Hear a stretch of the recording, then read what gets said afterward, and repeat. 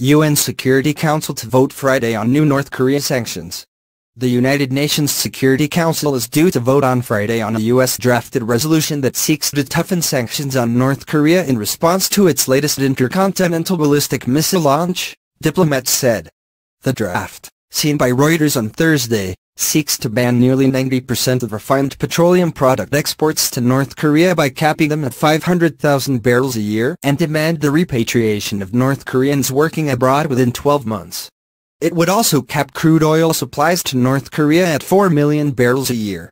The United States has been calling on China to limit its oil supply to its neighbor and ally. The text was circulated to the 15-member council on Thursday. While it was not immediately clear how China would vote, traditionally a draft on North Korea is not given to all members until it is agreed by Beijing and Washington. The United States has been negotiating with China on the draft resolution for the past week, diplomats said. If adopted, it would be the 10th resolution imposing new sanctions on North Korea over its missile and nuclear programs since 2006. To pass, a resolution needs at least 9 votes in favor and no vetoes by the United States, Britain, France, Russia and China.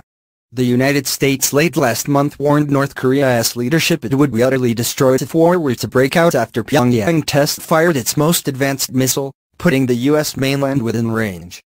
During a speech on Thursday, North Korean leader Kim Jong-un stressed that nobody can deny the entity of the DPRK, which rapidly emerged as a strategic state capable of posing a substantial nuclear threat to the U.S., according to North Korea's official KNA news agency.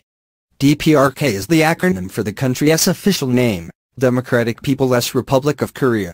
UN Political Affairs Chief Jeffrey Feltman visited Pyongyang earlier this month, the first senior UN official to do so since 2011, and said North Korean officials did not commit to talks, but he believes he left the door ajar.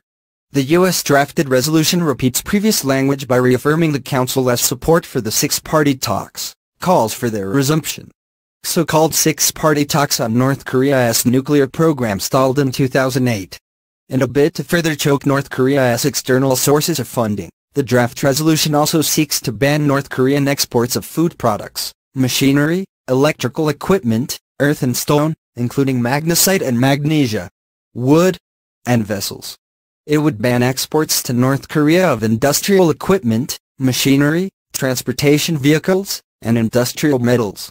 The draft resolution would subject 19 new North Koreans and the Ministry of the People's Armed Forces to a global asset freeze and travel ban. It also seeks to allow countries to seize, inspect and freeze any vessel in their ports or territorial waters that they believe was carrying banned cargo or involved in prohibited activities. Separately, China and Russia on Thursday asked for more time to consider a U.S. proposal to blacklist 10 ships for transporting banned items from North Korea, diplomats said. It was unclear how much more time would be given.